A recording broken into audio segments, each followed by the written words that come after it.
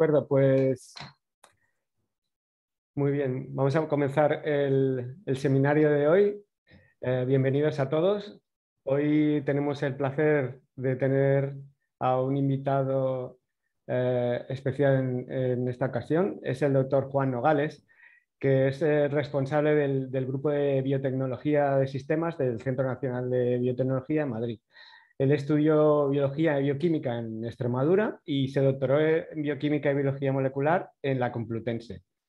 Y posteriormente, ya en el postdoc que hizo en Islandia y California, ya se especializó en enfoques de biología de sistemas, una aproximación multidisciplinar hacia la comprensión del metabolismo microbiano y sus aprovechamientos y su papel en aplicaciones biotecnológicas. Actualmente es coordinador de un proyecto europeo SynBio4Lab y es miembro fundador de la plataforma SUSPLAST y también de la empresa Darwin Bioprospective. Así que hoy nos va a hablar de su trabajo de investigación, en concreto sobre el modelado metabólico, el diseño y aplicaciones biotecnológicas de consorcios microbianos sintéticos. Así que muchísimas gracias por aceptar nuestra invitación, Juan, y adelante, cuando quieras. Gracias a ti por la invitación y gracias también por la introducción, que ha sido muy completa. Buenos días. Como ya ha comentado Roberto, pues nosotros estamos aquí en el CNB, Centro Nacional de Biotecnología en Madrid, pero bueno, no estamos en el edificio noble donde está la gente VIP, la gente que hace vacunas y cosas así. Los raritos, los computacionales, pues estamos un poco en un edificio anexo, pero bueno, eso no nos importa porque así nos dejan un poco hacer lo que a nosotros nos gusta y no tenemos el foco de atención tan encima. En cualquier caso, como bien ha dicho Roberto ya, nosotros en el laboratorio lo que hacemos básicamente es tratar de resolver problemas biotecnológicos, o sea, problemas de una forma utilizando biotecnología, pero de una forma racional, ¿no? Y eso implica necesariamente pues, conocer completamente cómo se resuelve ese problema. El ánimo que nos impulsa esto es que, bueno, si podemos conocer completamente nuestros organismos o nuestras fábricas moleculares, pues seremos capaces de proveer soluciones biotecnológicas cada vez mejores. Y por eso también estamos muy interesados en descifrar el metabolismo bacteriano. En este sentido, durante prácticamente toda mi carrera hemos estado pues, estudiando el metabolismo bacteriano, estudiando el anabolismo para así poder expandirlo y utilizar fuentes de carbono cada vez más raras en nuestros bioprocesos. Estudiamos un poco el metabolismo central para redirigir este input de carbono hacia un anabolismo cada vez más expandido para, como digo, proporcionar cada vez un portfolio de compuestos metabólicos más diverso, ¿no? y con mayor número de aplicaciones. Obviamente el estudio del metabolismo, y sobre todo el metabolismo a nivel de sistemas, pues no es trivial, es decir, no podemos pues, abordarlo de una forma tradicional utilizando biología molecular o biología, pues, digamos, clásica, ¿no? Entonces, por eso mi interés en el estudio de biología de sistemas y por eso mi interés en el modelado metabólico. Yo creo que es la herramienta básica, la herramienta fundamental para estudiar el metabolismo pues, a nivel de sistemas. No ya una parte del metabolismo, sino el metabolismo en su conjunto y todas las interacciones que se dan en él, ¿no? Y es la única forma que tenemos ahora mismo pues, de conocer el funcionamiento de este metabolismo pues, a un nivel global, ¿no? No pretendo dar una clase teórica de los diferentes tipos de modelado que hay, pero sí me gustaría hacer introducir al menos la idea pues eso, de que hay dos formalismos matemáticos básicos, ¿no? Que se pueden utilizar para estudiar el metabolismo a nivel de sistemas. Uno es los modelos que llamamos a escala genómicas o modelos estequiométricos que veis aquí, y otros son pues, modelos dinámicos. Son modelos que, digamos, tienen diferente campo de aplicación. Los modelos a escala genómica se pueden aplicar a una escala más grande, ¿no? A escala genómica, los modelos cinéticos pueden ser más pequeños. Unos conllevan más información estequiométrica, otros incluyen información cinética. Todos tienen sus pros y sus contras, ¿no? Los modelos a escala genómica pues, funcionan en el estado estacionario, sin embargo los cinéticos pues, pueden adresar evolución temporal de los sistemas, ¿no? Es decir, los dos modelos, los dos formalismos matemáticos sirven para explicar diferentes cosas, los dos son muy interesantes y fruto de este interés en los dos es que mi sensación es que van convergiendo de alguna forma, ¿no? Hacia un nuevo formalismo matemático, en lo que denominamos modelos híbridos que incluyen pues, una gran cantidad de nuevos datos y también pues, elementos de inteligencia artificial, machine learning y todo combinado, pues bueno, la verdad es que creo que el campo goza de una excelente salud y bueno, y muy probablemente en los próximos años pues, nos va a dar muchas alegrías y aparecerán herramientas y aproximaciones matemáticas mucho más poderosas, ¿no? Para entender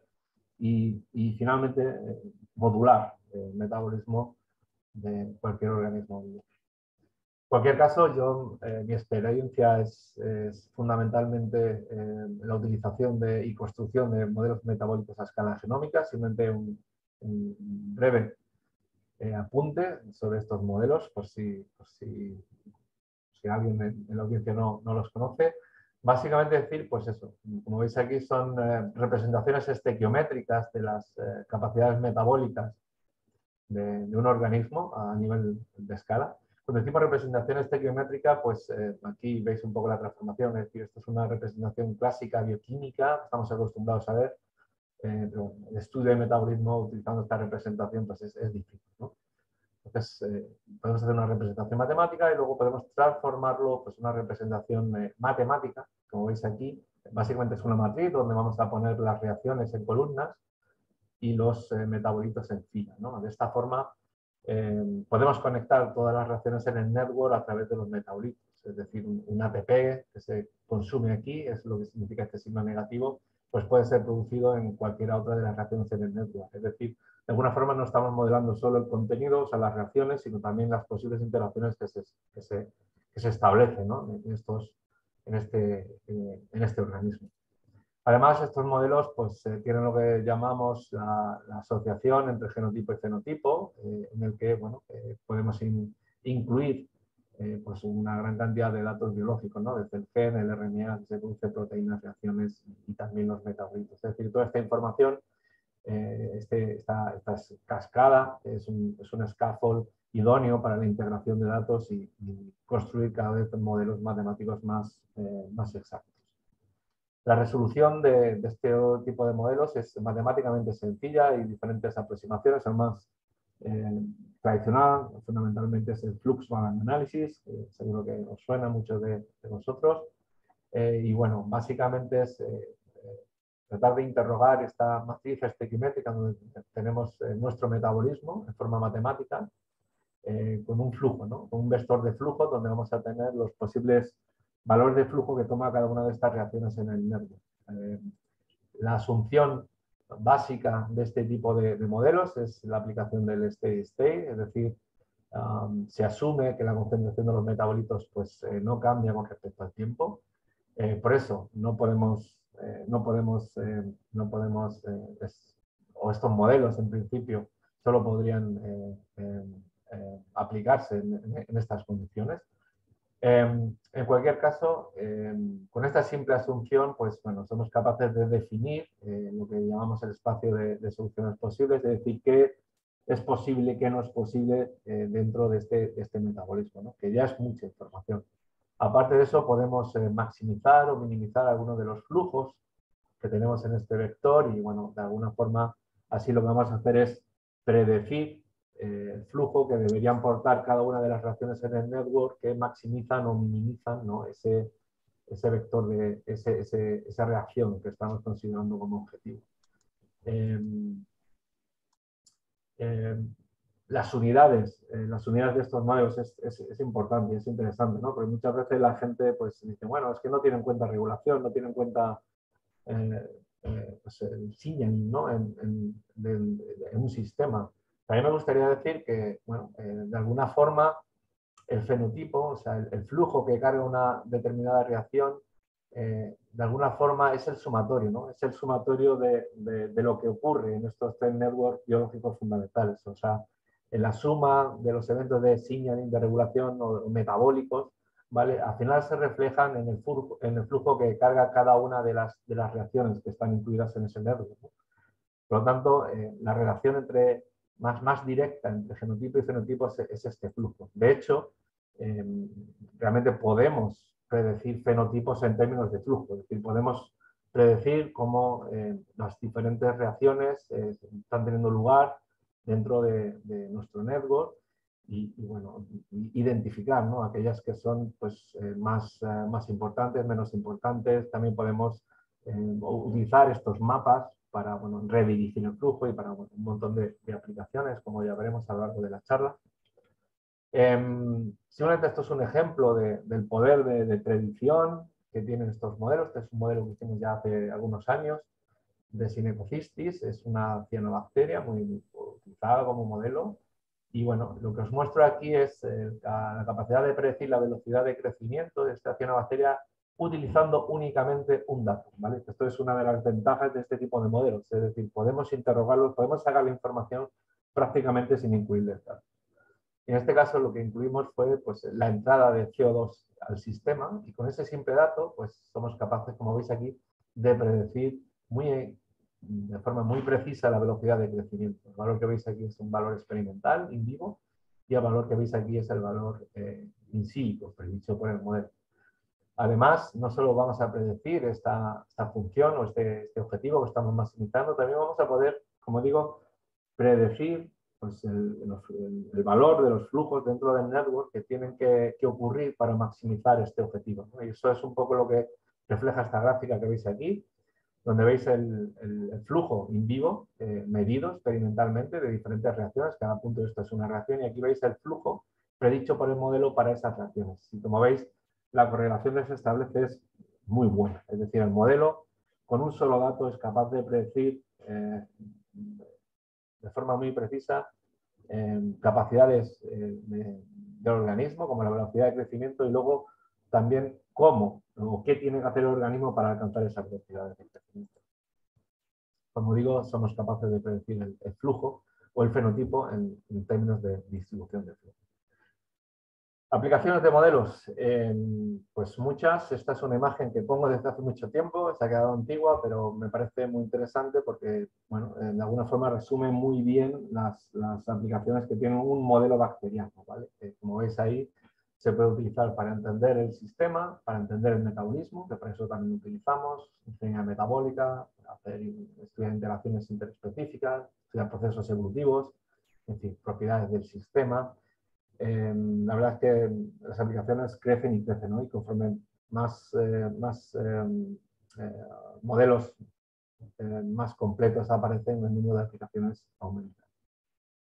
Y bien, hasta aquí un poco, digamos, la presentación de lo que es el modelado metabólico que quería introducir, y ahora me gustaría pues poneros o poneros en contexto de dónde estamos nosotros y qué hacemos, ¿no? Y como digo, pues la idea es utilizar, digamos, fuentes de carbono muy complejas, hacer ingeniería, entender perfectamente nuestros organismos y producir una serie de outputs. Y ahí veis un poco dónde se mueve el laboratorio y qué tipo de fuentes de carbono utilizamos y qué tipo de salidas son las que estamos buscando, ¿vale? Obviamente no lo hacemos solo con modelos, o sea, abordar este tipo de problemas tan complejos pues se tiene que hacer de una forma coordinada, multidisciplinar, utilizando diferentes disciplinas. Y bueno, de alguna forma en el laboratorio lo que hacemos es, pues nos hemos apuntado a la moda de la utilización de este tipo de ciclos iterativos El más famoso de ellos son ciclos de, como veis ahí, de diseño, de construcción, de testeo, de aprendizaje, en el que, bueno, combinando diferentes tecnologías, biología de sistemas, modelos, simulaciones, biología sintética, ingeniería química, ingeniería evolutiva y, bueno, y otra vez análisis de datos, inteligencia artificial, pues bueno, de alguna forma ofrece una aproximación multidisciplinar muy poderosa a la hora de resolución de problemas biotecnológicos complejos. Y eso es más o menos el esquema en donde nos estamos moviendo. En cualquier caso, y es algo que nosotros desde hace unos años empezamos a detectar, es decir, utilizando este tipo de aproximaciones, somos capaces de resolver problemas más o menos complejos, pero conforme vamos aumentando la complejidad tanto de los sustratos como de los productos que, que intentamos producir, pues empezamos a tener problemas, ¿no? Entonces, creemos realmente que falta alguna pieza, ¿no? O sea, realmente si queremos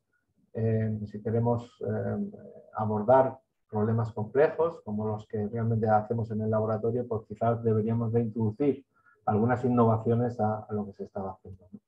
Probablemente hay muchas formas de innovar o muchas formas de abordar estos problemas. Nosotros nos hemos decidido a utilizar el concepto de división de labor. Bueno, es un concepto que probablemente todos conocéis, obviamente lo utilizamos todos los días en nuestra vida común. La idea es, bueno, si tenemos un problema complejo, tratar de dividirlo, tratar de crear especialistas y, bueno, de alguna forma resolver un problema no por parte de un individuo, sino, bueno, de un colectivo, ¿no? Y cuando hablamos de un colectivo en el mundo microbiológico, pues obviamente me estoy refiriendo a la utilización de consorcios microbianos naturales biosintéticos. La idea es tratar de, bueno, utilizar catálisis distribuida, que podamos distribuir entre diferentes miembros de una comunidad, cada uno haga una parte, se convierta en especialista y así pueda resolver el problema, ¿vale? Y bueno, en ese sentido, y teniendo en cuenta la idea de introducir la división de labor en este tipo de ciclos, pues bueno, en eso hemos estado trabajando en los últimos años y hemos desarrollado una serie de herramientas que os voy a mencionar brevemente ahora.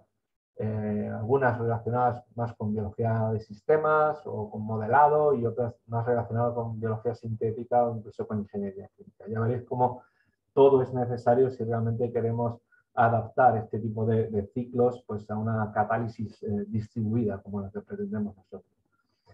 En cuanto, muy brevemente, en los últimos años lo que hemos desarrollado es, como digo, diferentes herramientas de modelado. Una de ellas es la que veis aquí, Calan, que está a punto de ser publicado.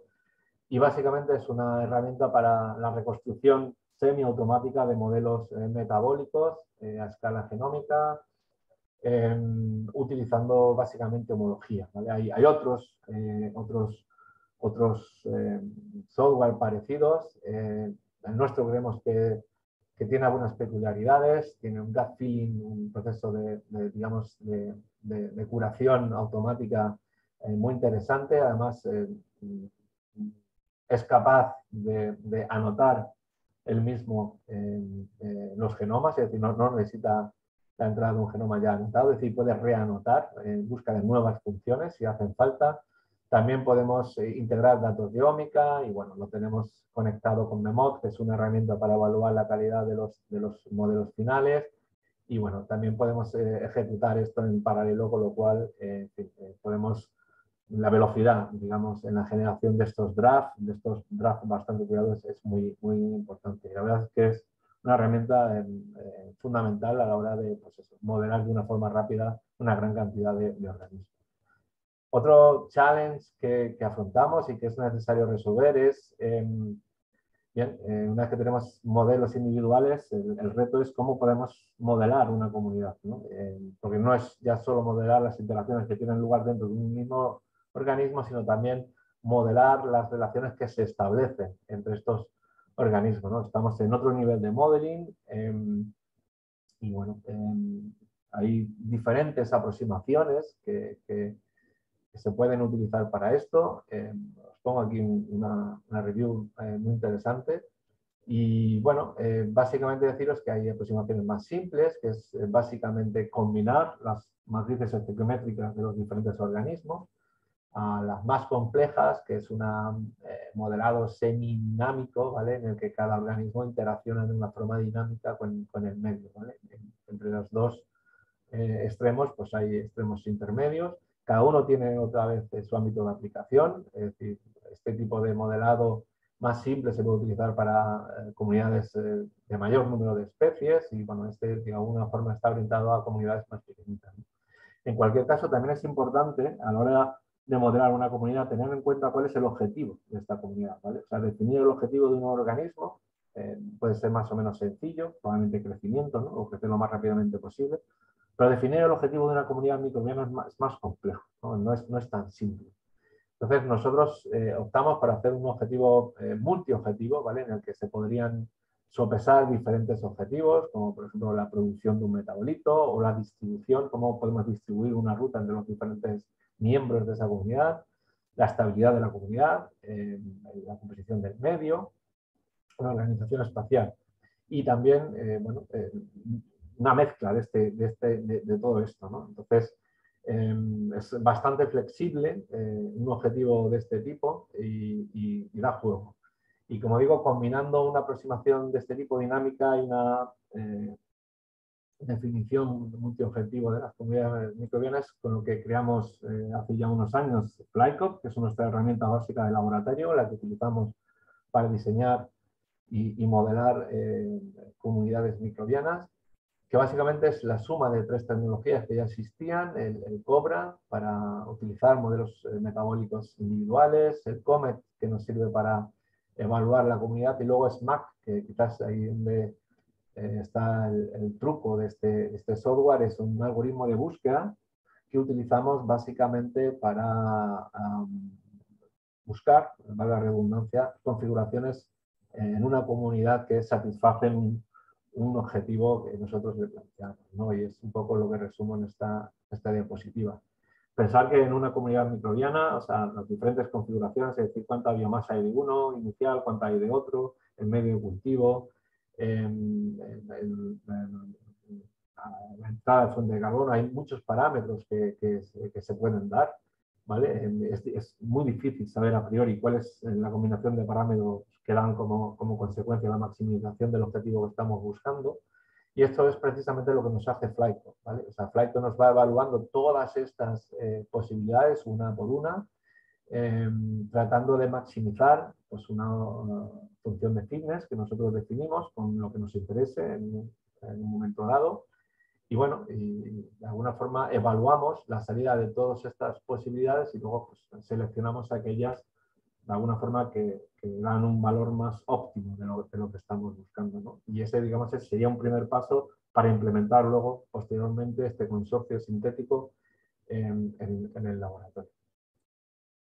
Otra de las herramientas que hemos desarrollado, y tampoco es a la hora de diseñar experimentalmente una comunidad, no es trivial, es decir, tenemos diferentes organismos, por lo cual necesitamos tener herramientas genéticas que nos permitan modificar de una forma ordenada y de una forma estandarizada los diferentes organismos, que muchas veces son diferentes especies y requieren de diferentes necesidades en términos de herramientas genéticas. Nosotros lo que hemos generado es una herramienta de Golden Gates, utilizando pues, la estructura SEBA, por lo cual podemos adaptar un poco todas estas orígenes de replicación o resistencia a antibiótico al organismo con el que estemos trabajando, sin tener que cambiar y utilizando, como digo, siempre herramientas más o menos estándar. Además, este Golden Standard, que lo hemos llamado así, pues tiene un repositorio de partes y tiene pues, todo un servidor que nos ayuda de alguna forma pues, a ir diseñando in silico cómo quedaría nuestra construcción genética final. Y bueno, lo que tenemos al final pues, es pues, un resultado, tenemos los mapas, podemos editarlo. Lo más importante es que podemos transmitir la información a aparatos o robots para ensamblar automáticamente de una forma estandarizada todas estas construcciones que estamos diseñando en el ordenador. Finalmente, la última herramienta que me gustaría comentar, porque es importante a la hora de generar estas comunidades microbianas, no es lo mismo crecer una especie en un MATLAB que crecer un conjunto de especies diferentes. Es decir, el continente donde vamos a generar nuestro bioproceso, obviamente también se tiene que adaptar a las características de esta comunidad, que, como digo, son diferentes a las características de un monocultivo, ¿no? Sí que en los últimos años hemos generado diferentes herramientas a diferente escala. Tenemos placas que imprimimos con 3D y bueno, podemos combinar con membranas semipermeables, que son estas que veis por aquí. Podemos combinar y crecer estos consorcios. También hemos desarrollado elementos de este tipo, en el que bueno, son bioreactores con dos ambientes, en donde podemos crecer dos organismos con diferentes requerimientos y separados por una membrana semipermeable. Y bueno, también estamos diseñando ya bioreactores ya de mayor entidad, siguiendo un poco estos principios, ¿vale? Y bueno, una vez comentado un poco toda esta tecnología y todo este desarrollo que hemos hecho en los últimos años, me gustaría mostrar algunos ejemplos de cómo estamos aplicando esto y en qué contexto, ¿no? Empezando un poco por la biotecnología más industrial, que es nuestro campo fundamental. Pero bueno, luego también me gustaría dar algunas pinceladas de otras cosillas que empezamos a hacer y algunas relacionadas con la alimentación. De ahí un poco pues también el agradecer la invitación a dar esta charla, ¿no? En cualquier bioproceso, nosotros tratamos de separar el proceso en tres módulos fundamentales. Como veis ahí, el acceso a la fuente de carbono, pues, la optimización de los precursores y luego pues, la optimización de la salida, que básicamente suele ser catabolismo, metabolismo central y anabolismo, ¿vale? O sea, seguimos jugando con esas tres divisiones que os mostré al principio. Y luego estamos tratando de implementar un concepto muy interesante y es el hecho de tener una fuente estable y estándar, digamos, de fuente de carbono. Algo que ocurre muchas veces en biotecnología, demasiadas, es que para cada bioproceso me tengo que inventar todo. Me tengo que inventar cómo acceder a la fuente de carbono, cómo optimizar el recurso y cómo optimizar la salida, ¿no? Lo que nosotros pretendemos es optimizar módulos para, de alguna forma, acelerar el proceso, ¿vale? Y cuando digo generar una fuente estable de fuente de carbono, yo siempre pienso en la electricidad. Pensar en la electricidad como una fuente estable de energía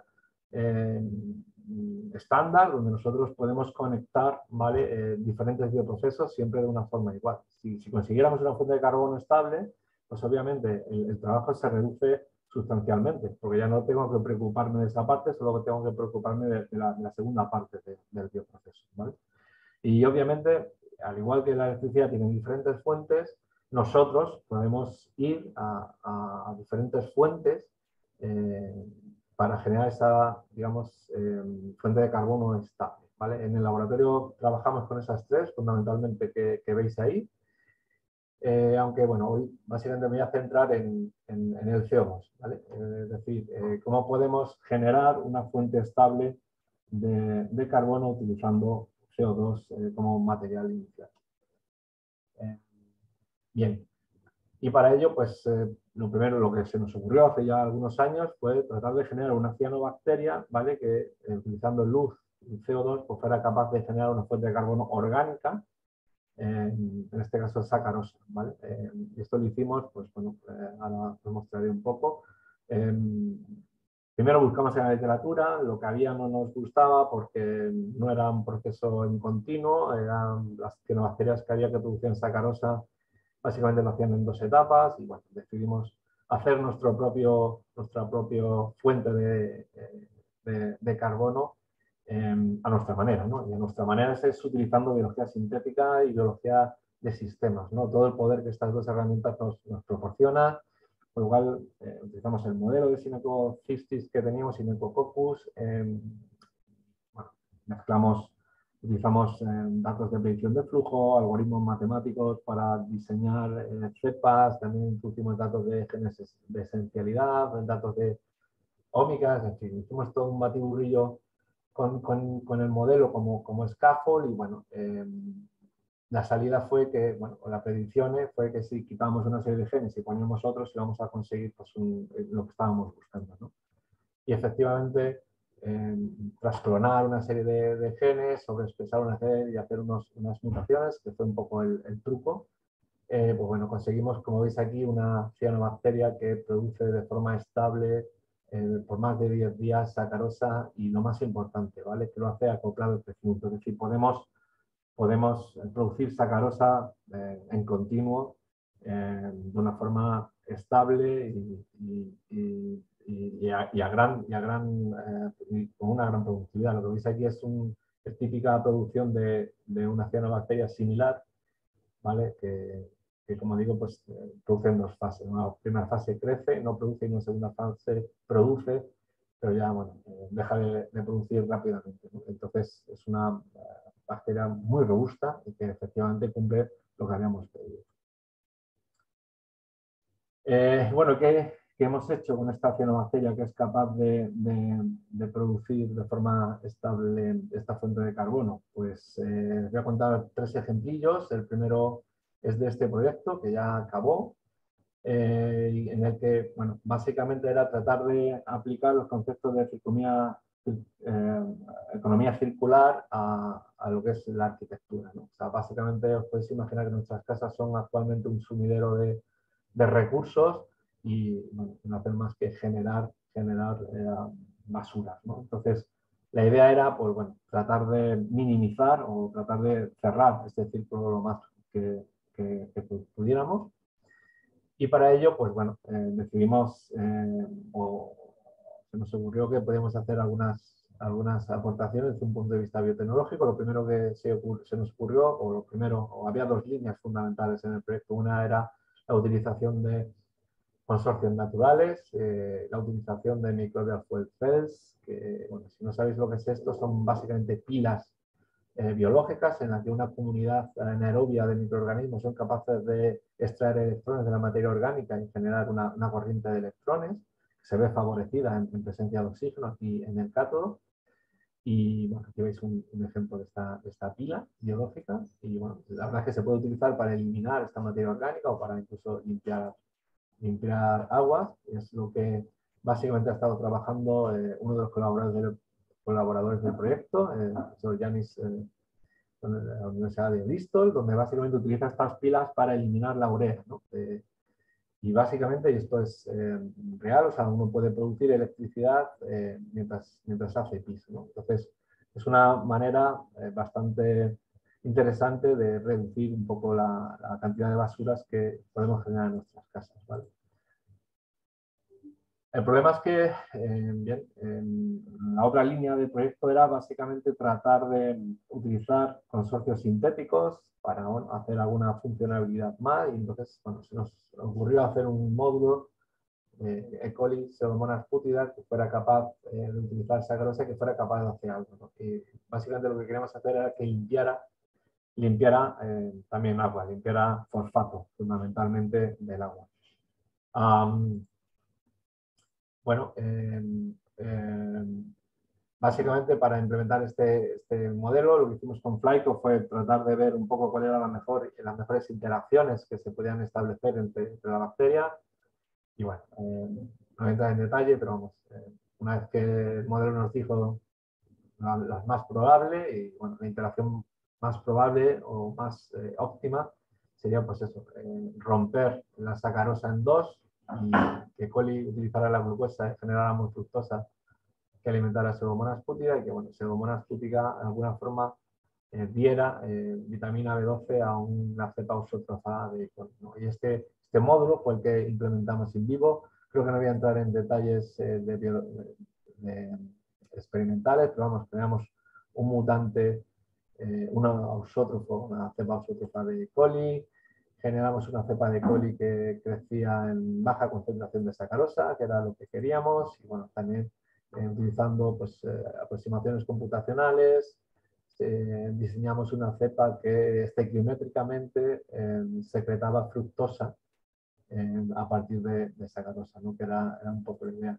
Con Pseudomonas fue lo mismo, la ruta de producción de B12 es bastante compleja, bueno, volvimos a recurrir otra vez al modelo de Pseudomonas y preguntamos por flujos que habría que incrementar para aumentar la secreción de B12, ¿no? Entonces, esta respuesta, pues cuando la implementamos en vivo, pues construimos una cepa, como veis aquí, que es capaz de producir B12 en una producción en medios mínimos, pues muy interesante, ¿vale? El crecimiento prácticamente no se ve comprometido.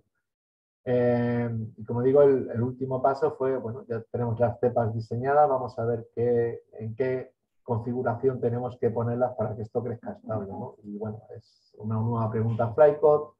Flycode nos responde, aquí veis los diferentes flujos de las diferentes iteraciones y bueno, la cantidad de biomasa que tendríamos que poner.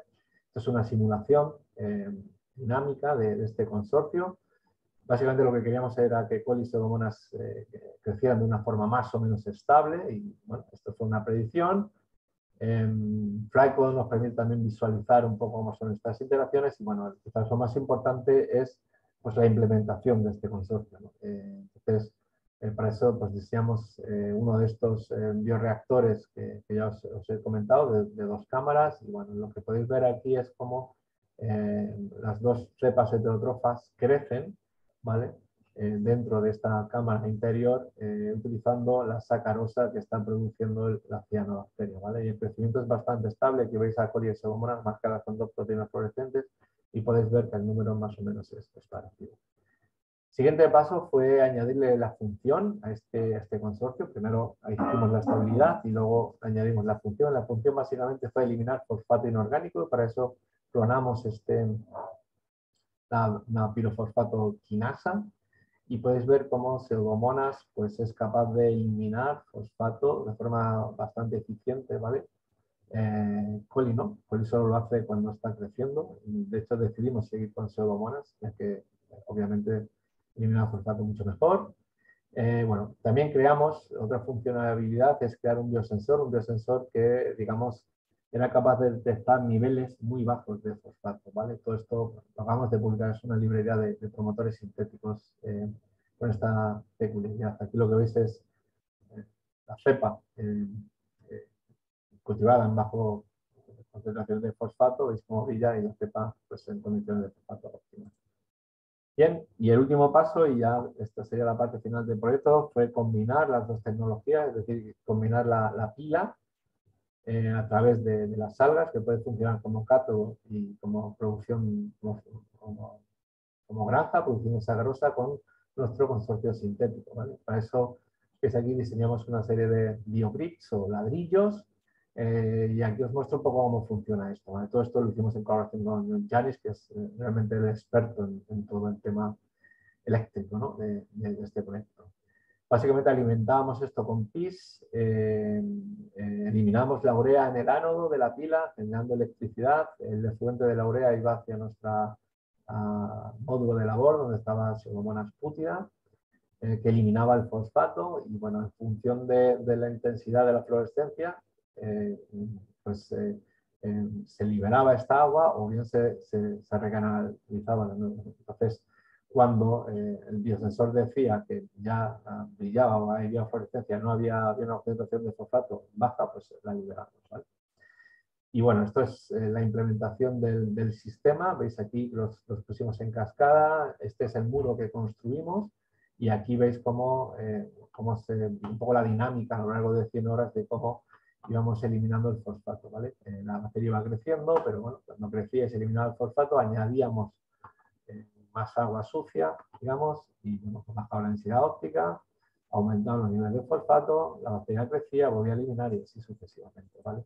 Y esto es un vídeo de todo el sistema corriendo y de hecho la salida de todo este invento, llamémosle así, básicamente es el movimiento de esta ventana que se hacía con la electricidad que se producía en la pila y también pues, pues, el limpiado del agua, ¿no? Aquí veis todas las bombas, bueno, todo la electrónica que llevaba esta pared. Bien, quiero dar dos ejemplos más. Uno es otro consorcio que hemos hecho, que básicamente lo que queríamos era adaptar o crear un nuevo bioproceso que, adaptándonos a la sacarosa, pues fuera capaz de producir en este caso polidroxialcanoatos. Son ésteres bacterianos con propiedades parecidas a los plásticos. Y bueno, para eso, en este caso, lo que tuvimos que hacer fue introducir el adaptador en Pseudomonas putida, y es básicamente un plasma que confería la capacidad de utilizar la sacarosa y también pues la eliminación de la posibilidad de utilizar nitrato como fuente de nitrógeno en Pseudomonas. De esta forma podemos inducir desbalance en el carbono-nitrógeno. El siguiente paso fue pues, conectar estos dos módulos que, como os podéis imaginar, lo hicimos con nuestros bioreactores de 2 cámaras en los que ponemos fuera la cianobacteria y dentro ponemos las pseudomonas, y ya directamente lanzar el bioproceso, ¿vale? En el que inoculamos la cianobacteria produce sacarosa, esto lo veis aquí, permea hacia el interior de este cono, inoculamos a los 3 días Pseudomonas putida. Veis cómo crece Pseudomonas putida, y no solo crece, sino que produce PHA. Este puntito blanco que veis aquí es PHA.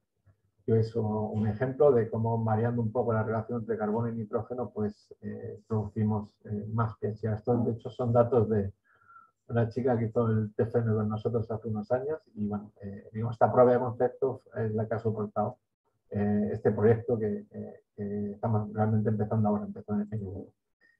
Y otro ejemplo así rápido me gustaría comentaros es el de la producción de flavonoides. Este es el proyecto que estamos coordinando. Podéis imaginar, los flavonoides, probablemente muchos de vosotros conocéis, son estructuras químicas muy complejas, hay muchas familias, hay muchas modificaciones que se pueden hacer, son compuestos que tienen un gran atractivo desde un punto de vista industrial, se pueden utilizar pues eso, como saborizantes, como fragancias. Tiene un importante mercado que sigue creciendo, y bueno, la producción de estos compuestos pues actualmente está limitado a las plantas, pero bueno, hay bastantes problemas, ¿vale? Las plantas, pues bien, no todas las plantas tienen todos los flavonoides. La síntesis química se podría utilizar, pero bueno, en fin, sintetizar químicamente estos compuestos son complejos. Y bueno, utilizando aproximaciones de ingeniería metabólica se ha logrado hacer, pero bueno, los rendimientos son muy pequeños, ¿no? Entonces, yo creo que era un ejemplo muy importante, o muy interesante para abordar desde un punto de vista de catálisis distribuida, teniendo en cuenta comunidades microbianas, y es básicamente la idea del proyecto. Es decir, podemos subdividir la síntesis de los flavonoides en diferentes módulos, precursores, o assembly, o diversificación y decoración, y cada una de estos módulos implementarlos en un organismo distinto, ¿no? Y eso es un poco lo que hemos hecho, o lo que estamos haciendo en el contexto del proyecto. De tal forma que si podemos optimizar estos módulos combinándolos, realmente podemos estandarizar la síntesis de estos compuestos, ¿vale? O sea, la idea es pasar de esta síntesis en plantas a una síntesis, como veis aquí, pues utilizando microbios, ¿no? Y de hecho, pues la idea pues va un poco en la línea que os estaba contando. Es un consorcio cada vez más complejo, en el que coli y pseudomonas sintetizarían los precursores, una levadura sintetiza el flavonoide principal, y luego hay una cepa de coli que es capaz de introducir diferentes modificaciones. Hasta aquí un poco las aplicaciones en biotecnología industrial, pero bueno, quería comentaros alguna otra diferente que estamos empezando y que igual tiene más que ver con la temática que tenéis en el centro, ¿no? Y ya con esto acabaría. Y uno es pues, una reciente colaboración que he establecido con Juncal Garmendia, del Instituto de Agrobiotecnología de Navarra, en el contexto de pues, el estudio de las relaciones entre bacterias patógenas y humanas, ¿no? Esto forma parte de un artículo de opinión que se publicó ayer. Y bueno, y la idea, pues en este artículo, pues eso, fomentamos un poco la idea de la importancia que tiene la utilización de modelos metabólicos para entender a los patógenos, que estos no viven solos, que hay que hacer modelos de comunidades de bacterias patógenas, es decir, hay interrelaciones entre ellos, y luego es muy importante la interacción que se puede establecer entre los patógenos y los huesos, ¿no?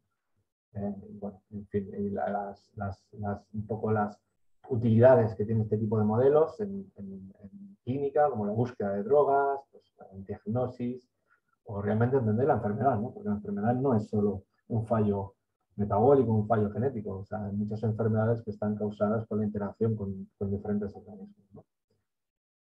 Eh, lo que estamos haciendo, pues esto forma parte de la colaboración con Juncal, es básicamente pues, modelar utilizando Galan, ya os hablé de él, es la herramienta que nos permite modelar rápidamente un montón de cepas diferentes aislados clínicos de Haemophilus influenza, y básicamente podemos aquí ver, por ejemplo, 64 cepas modeladas, podemos ver un poco cómo se comportan, teniendo en cuenta, pues, en este caso, la versatilidad metabólica, teniendo en cuenta las fuentes de carbono en las que crecen estas cepas. Vemos que no todas son iguales, son diferentes, es decir, podemos analizar la complejidad o los diferentes fenotipos de los diferentes aislados clínicos, pues desde un punto de vista metabólico un poco diferente, ¿no? Y bueno, también en el contexto de mucha de la temática que he visto en el centro, quisiera deciros que el modelado de estas bacterias en el contexto del microbioma humano pues está sufriendo un impulso importante. Hay muchos esfuerzos. Yo simplemente me gustaría señalar dos, liderados por el grupo de Inés Pili, que básicamente están modelando bacterias de la microbiota. En un primer momento modelaron 700, en este otro update ya tienen 7000. Es decir, básicamente tenemos modelado bacterias que se encuentran o se han encontrado en la microbiota humana, y vamos, eso nos permite de alguna forma pues, crear modelos específicos y bueno, tratar de acelerar, realmente acelera, ¿no?, el proceso en el que podemos estudiar estas interacciones. Quería comentar un ejemplo de la luz, pero bueno, quisiera deciros que también, ya para acabar, recientemente hemos establecido una colaboración con una empresa de biotecnología alimentaria, primero a través de una serie de contratos. Ahora tenemos un doctorado en industria que vamos a empezar y bueno, la idea es pues, bueno, utilizar las herramientas que os he mostrado básicamente para tratar de generar una fuente de proteínas alternativa a fuente de proteínas animales y bueno, introducir alguna funcionalidad especial a esta comida, nueva comida, ¿no? Y bueno, lo dejo aquí, creo que no me quiero extender más. La idea fundamental es que las aplicaciones realmente del modelado bien individual de especies o bien de comunidades como biofactorías para la producción de cosas o como elementos distorsionador de fenotipos en el contexto del microbioma humano, pues son impresionantes, ¿no? Y como decía al principio, creo que estamos, por suerte, en un momento en el que el campo goza de muy buena salud y que bueno, seguiremos trabajando en ello para generar modelos cada vez mejores y para poder realmente abordar problemas y dar soluciones cada vez mejores también. Y bueno, ya simplemente para acabar, pues presentar al grupo, que yo creo que he presentado prácticamente el trabajo de todos ellos y bueno, y nada, mostrar un poco la multidisciplinaridad, ¿no? Que necesitamos gente computacional, gente de biología sintética, ingenieros y hasta gente que nos ayuda en las tareas administrativas, que son muchas. Realmente quita mucho tiempo. Nada más, muchas gracias por vuestra atención y encantado de responder cualquier pregunta o comentario que os haya surgido a lo largo de la charla. Muchísimas gracias, Juan. Ha sido muy, muy interesante todo lo que has contado. Y bueno, a los participantes, si queréis realizar alguna pregunta, podéis escribir en el chat o simplemente llamarme, levantar la mano y os abro la cámara y el micro y podéis hablar con Juan directamente. Pero mientras escribís vuestras preguntas, me gustaría hacerte algunas preguntas, porque he visto que usáis el software Galant para ver diferentes cepas, pero cuando se trata de diferentes especies, cuando ya tienes diferentes reacciones, porque el genoma es muy más diferente, a nivel de especie también podéis utilizar este software o ya tienes que ir puntualmente curando los modelos? Hombre, dificulta la tarea, ¿no? O sea, más cercanos filogenéticamente, pues mejor, ¿no? Los drafts más completos son. Pero Claro, desde luego el Galan es bastante potente en el sentido de que como tiene un módulo de gap filling bastante bueno, con una base de datos interna que tenemos de modelos bien curaditos y tal, pues bueno, genera drafts bastante completos. Obviamente, si estamos hablando de especies ya con un porcentaje de identidad menor al 70%, pues al final tienes que curar, claro, independientemente de lo que hagas, ¿no? Lo que pasa que en estos análisis, en estos aislados clínicos muchas veces son series longitudinales, ¿vale? En el que la diferencia de las cepas pues es de una reducción génica o una ganancia por referencia, o sea, quiero decir, es muy poderoso esta aproximación, porque son cepas muy cercanas, digamos, ujú, genéticamente. Pero obviamente, para modelar otro tipo de cosas, pues al final hay que ir a la curación manual, que es claro, lo que yo recomiendo siempre, vamos, sobre todo si quieres hacer un modelo bueno, porque claro. no te puedes fiar de lo que hagan las cosas automáticas. Sí. Y lo mismo me surgía la duda, en la otra aplicación que usáis, el Flycop, eh, ¿podrían ser consorcios en el que incluyerais eucariotas o esto solamente habéis probado con procariotas? Y... No, no, puedes utilizar lo que quieras. De hecho, estamos utilizando Saccharomyces Ujú. en Symbios of Lab.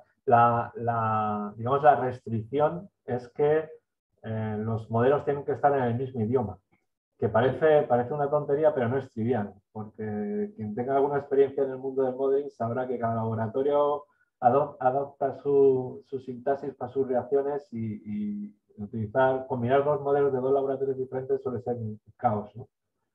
Entonces, por eso, digamos, eh, la ventaja de este sistema Agora, pues se llama, os he comentado, ¿no? En el sentido de que un mismo laboratorio ha generado 7.000 modelos iguales, ¿no? Con la misma sintaxis.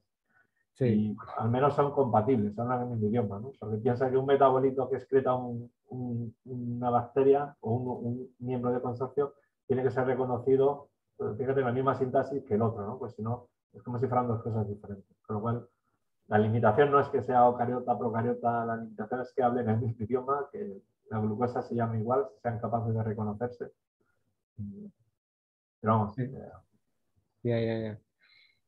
Y así una pregunta más filosófica, porque nosotros hemos aplicado con éxito, bueno, en colaboración con Eva Balsa de Vigo, hemos aplicado con éxito los modelos genómicos en Saccharomyces en el proceso de fermentación vínica.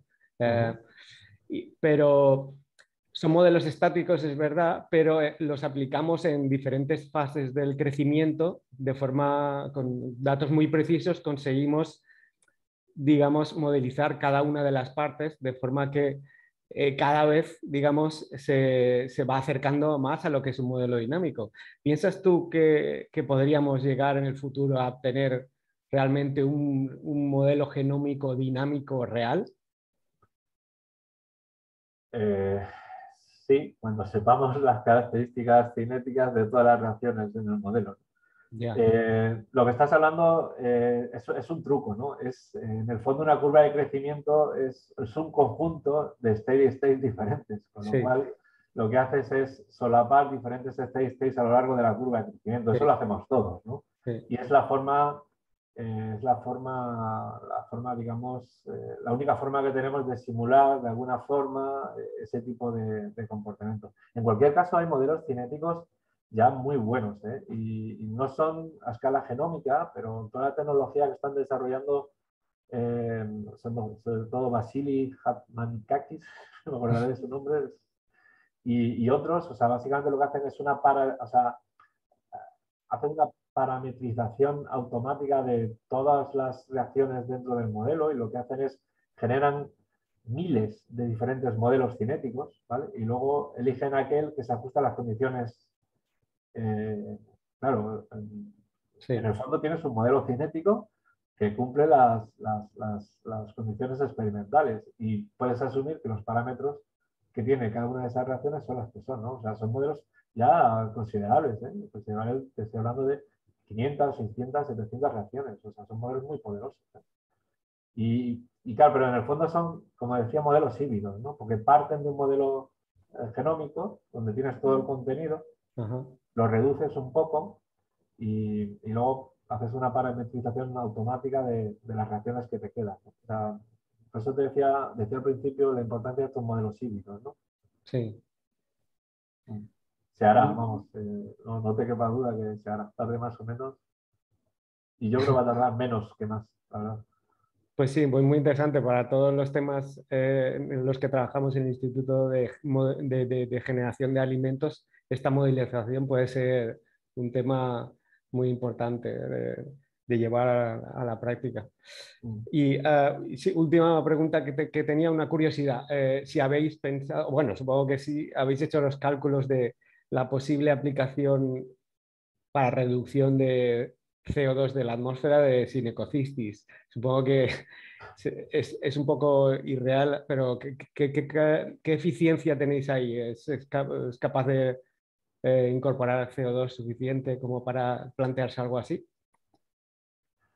Eh, el problema es el espacio, ¿no? Sí, ya. El problema es el espacio, es que el CO2 hay mucho, ¿eh? Es que la Tierra es muy grande. A lo mejor Hombre, con el Mar Menor, ya que no se usa para nada, no se podría ya, usar. claro, sí, la mayor, de hecho los océanos son los organismos que más CO2 fijan en la Tierra, ¿no?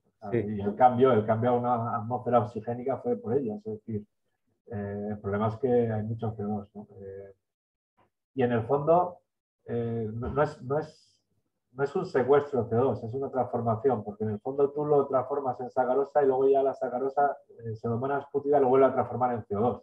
mm, ¿Vale? En el ya, fondo, y luego cualquier metabolito que hagas, pues al final si haces biodiesel lo vas a quemar, es decir, digamos, es un secuestro eh, temporal del CO2. ya.